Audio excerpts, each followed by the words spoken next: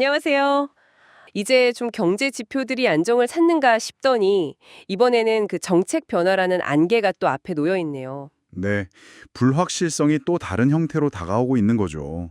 그래서 오늘 저희는 JP 모건, 쉘 슈왑, 그리고 블랙록 이 세 기관의 최신 분석 자료를 가지고 이 안개 속을 한번 같이 걸어가 보려고 합니다. 네, 2025년 시장의 핵심적인 동향, 그리고 기회는 어디 있을지 좀 명확하게 그림을 그려보는 시간이 됐으면 좋겠습니다. 좋습니다. 그럼 먼저 현재 경제 상황부터 좀 짚어볼까요? 2024년 미국 경제 말이죠. 생각보다 정말 강했어요. 네, 맞습니다. 2.3% 성장했으니까요. 네, 근데 놀라운 건 소비 지출이 그 성장의 거의 80%, 정확히는 78%를 이끌었다는 거죠. 물가가 올라도 사람들이 지갑을 열었다는 건데. 네, 그게 참 흥미로운 지점이었죠. 특히 이제 고소득층 중심으로 자산 가치가 좀 오르면서 소비를 떠받쳤던 측면이 있었거든요. 아하. 근데 이제 팬데믹 때 쌓아뒀던 그런 초과저축 효과 같은 게 좀 줄어들면서 2025년에는 소비가 예전만큼 강하기는 좀 어렵지 않겠냐 이런 분석이 나오고 있습니다.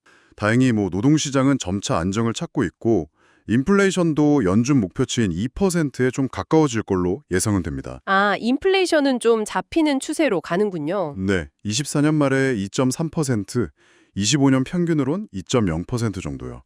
다만 이제 경제 전반적으로 외부 충격에는 조금 더 민감해질 수 있다. 이 점은 좀 기억해야 할 것 같습니다. 그럼 투자자 입장에서는 어디에 좀 주목을 해야 할까요?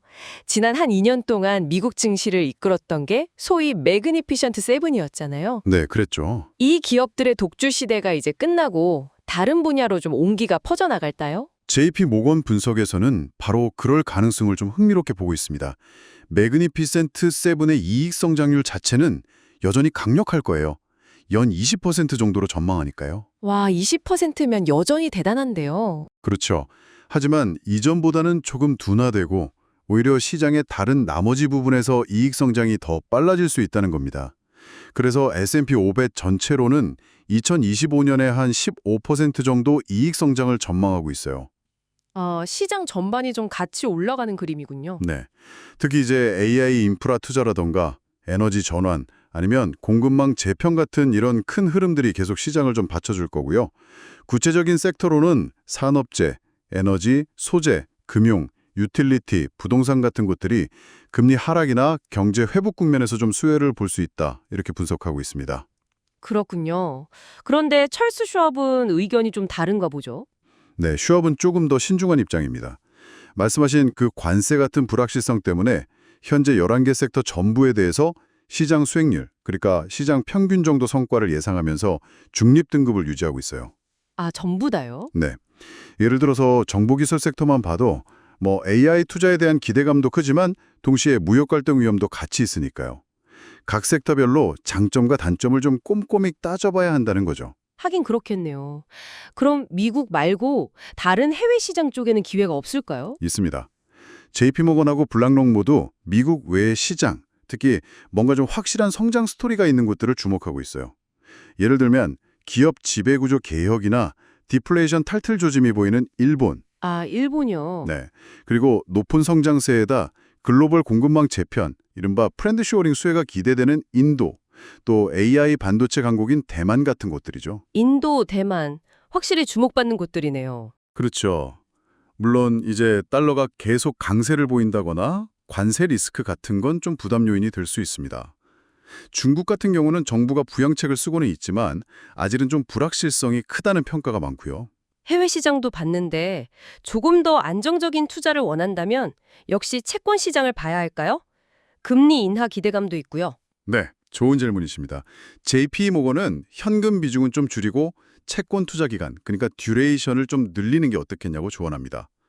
듀레이션을 늘린다. 그 이유는 뭔가요? 단기 채권은 만기가 금방 돌아오잖아요. 그때 지금보다 금리가 낮아져 있으면 더 낮은 수익률로 다시 투자해야 하는 위험, 이걸 이제 재투자 위험이라고 하는데 이게 크기 때문이죠. 아, 그렇군요. 그래서 상대적으로 신용등급이 좋은 우량 회사채라던가 주택담보대출을 묶어서 만든 증권인 MBS, 또 자산유동화증권 ABS, 그리고 지방정부가 발행하는 지방채 같은 것들이 좀 매력적일 수 있다고 보고요.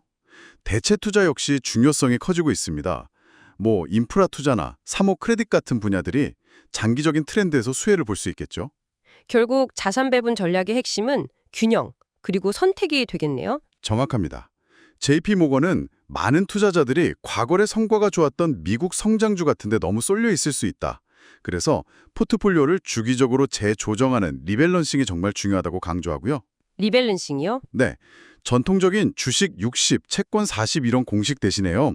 대체 투자를 포함해서 예를 들면 주식 50, 채권 30, 대체 투자 20 이런 식으로 새로운 균형점을 찾아보는 것도 한번 고려해 볼 만하다. 이렇게 제안하고 있습니다. 50, 30, 20. 흥미로운 비율이네요. 또 AI나 에너지 전환 같은 이런 메가포스, 거대한 동력에 기반한 기회를 잘 찾아야 한다고 강조하고 있습니다. 네, 오늘 2025년 시장 전망을 JP모건, 슈왑, 블랙록의 다양한 시각을 통해서 정말 깊이 있게 다뤄봤습니다. 정리를 해보면 경제는 좀 정상화될 기미가 보이지만 여전히 정책이라는 안개가 짙게 깔려 있고 또 시장 주도권이 바뀔 가능성도 있는 상황에서 결국 중요한 건 선택과 균형 잡힌 포트폴리오 그리고 주기적인 리밸런싱이다. 이렇게 요약할 수 있겠네요. 네, 맞습니다. 정책이라는 안개 때문에 투자가 참 막막하게 느껴지실 수도 있을 텐데요. 그래도 오늘 저희가 나눈 이야기들이 여러분의 투자 여정에 조금이나마 좀 방향을 잡는 데 도움이 되었기를 바랍니다. 시장은 끊임없이 변하니까요. 그 변화에 맞춰서 자신의 투자 전략을 계속 점검하고 또 조정해 나가는 그런 지혜가 필요할 것 같습니다. 네, 오늘 말씀 중에 AI 인프라 구축과 관련된 다양한 수혜 분야들을 언급해 주셨잖아요. 데이터 센터나 전력망 관련 부품 기업들. 문득 이런 생각이 드네요.